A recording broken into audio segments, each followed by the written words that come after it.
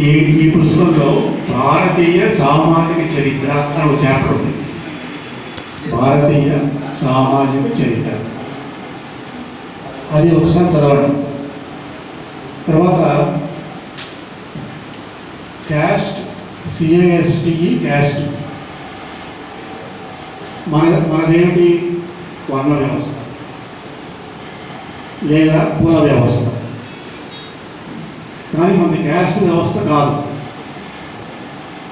Caste is not equal to వర్ణం, caste is not equal to కులం, caste is not equal to జాతి. వాడు మనకి పేరు పెట్టిపోయాడు క్యాస్ట్ అని, మనం దాన్ని యాక్సెప్ట్ చేశాం. అర్థమైందండి? మీది ఏ కులం అని అడుగుతున్నాను. మీది ఏ క్యాస్ట్ వేరు, కులం వేరు. క్యాస్ట్ అనేది పోర్చుగీస్ వాళ్ళు పెట్టినటువంటి మొట్టమొదటి పేరు. క్యాస్టా అనే పదం నుంచి క్యాస్ట్ అనే పదం వచ్చింది. ఆ క్యాస్ట్కి బేసిస్ ఏమిటంటే ప్యూరిటీ ఆఫ్ బ్లడ్. మన కులానికి బేసిస్ అది కాదు. ఇక్కడ కులం అనే విషయం వచ్చినప్పుడు అగైన్ మనకున్నటువంటి నేరేటివ్స్ మనకు తెలిసింది చాలా తక్కువ.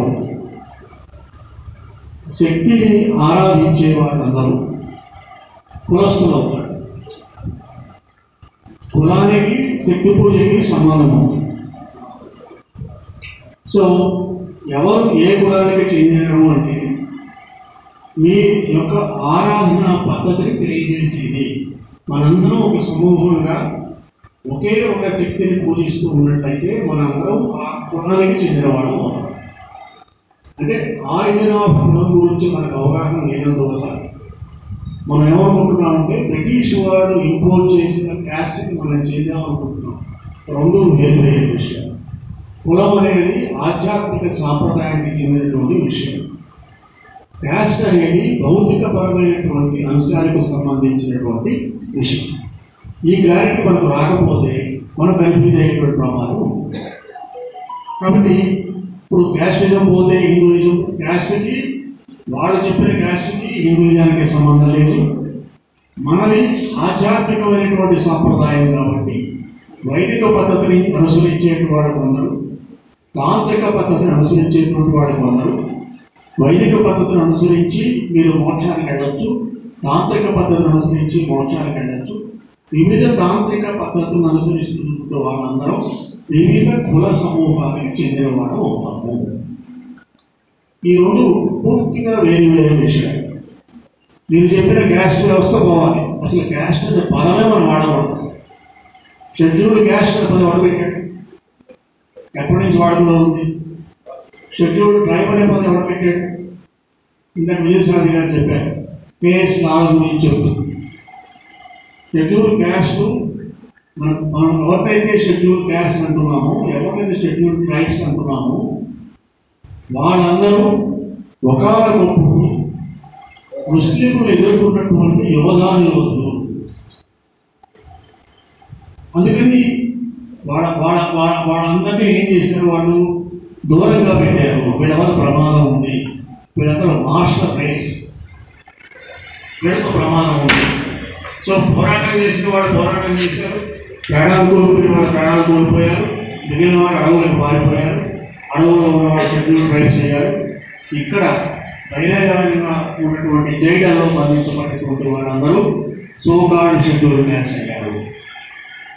వాళ్ళకు ఉన్నటువంటి మార్షల్ టెంపర్మెంట్, మార్షల్ క్వాలిటీస్ని నీరు కాల్చడం కోసం వాళ్ళ ఆయుధాలు పట్టుకోకూడదు, వాళ్ళకి ఆస్తులు ఉండకూడదు, వాళ్ళని సమాజం నుంచి వేరే చేసి దూరంగా పెట్టాలి, వాళ్ళ నీచమైన వృత్తుల్లో వాళ్ళని ప్రవేశపెట్టారు తప్ప వారెవరు అంటే ఒకప్పుడు మన సామ్రాజ్యం కోసం, మన స్వాతంత్రం కోసం పోరాటటువంటి వ్యక్తులు. ఇప్పుడు మీరు వాళ్ళని వేరే యాంగిల్ నుంచి చూస్తున్నారు. అట్ ది సేమ్ టైం గ్రామ దేవతల పూజారులు ఎవరైతే ఉన్నారో ముఖ్యంగా తెలంగాణలో అదొక గొప్ప సాంప్రదాయానికి చెందినటువంటి ధోరణి. ఆ వ్యక్తులందరూ ఆ కులానికి చెందినవాడు, మాతంగ కులానికి చెందినవాడు. అంటే కులం అనేది నీక శబ్దం కాదు. కులం అనేది ఆరాధన సంబంధమైనటువంటి విషయము, దైవ సంబంధమైనటువంటి విషయము. సాంస్కృతిక పరమైనటువంటి విషయం. సో కులం వేరు, క్యాస్ట్ వేరు. ఇంగ్లీష్ వాడు, ఫ్రెంచ్, పోర్చుగీస్ వాడు పెట్టిన క్యాస్ట్ ఖచ్చితంగా పోవాలి. ఆ పదం మనం వాడకూడదు.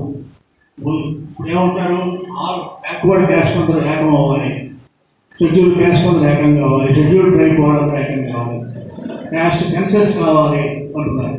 ఇది క్యాస్ట్ సెన్సెస్ కావాలనేటువంటి పదం ఏదైతే ఉందో that itself is anti Indian.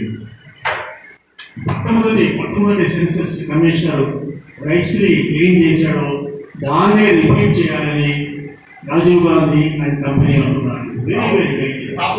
Rahul Gandhi and company అంటున్నారు. ఇది వెరీ వెరీ డేంజరస్ ఫ్రెండ్. దీన్ని మనం ఎదుర్కోవాలి. So we must understand the difference between వర్ణము, జాతి, కులము అండ్ దెన్ క్యాస్ట్. సో ఇప్పుడు వర్ణ వ్యవస్థ లేదు, ఎప్పుడో ఒప్పుకోయింది, మిగిలింది కులాలు మాత్రమే. పాత వర్ణ వ్యవస్థను చూపించి ఎలా చెప్పడం చాలా దారుణమైన విషయం. చాలాసార్లు ఏం జరుగుతుందంటే పురుష సూక్తంలో ఉన్నటువంటి విరాట్ పురుషుడు ఎవరైతే ఉన్నాడో ఆ విరాట్ పురుషుడు చేతుల్లో నుంచి ఎవరో పుట్టారు, కాళ్ళ నుంచి ఎవరో పుట్టారు శ్లోకం ఉంటుంది. కానీ ఆ విరాట్ పురుషుడు నిలుచున్న విరాట్ పురుషుడు కాదు, పడుకున్న విరాట్ పురుషుడు. మనకు విష్ణుమూర్తి పడుకునే ఉంటాడు, రంగనాథ స్వామి పడుకునే ఉంటాడు, చాలామంది దేవుడు పడుకునే ఉంటారు. కాబట్టి అందులో ఒక అంగం ఎక్కువ, ఒక అంగం తక్కువ అనే ఇంటర్ప్రిటేషన్ ఇట్సెల్ఫ్ ఈజ్ రాంగ్. అది కాదు కాన్సెప్ట్. దాని ముందు శ్లోకం ఉంటుంది, దాని తర్వాత శ్లోకం ఉంటుంది.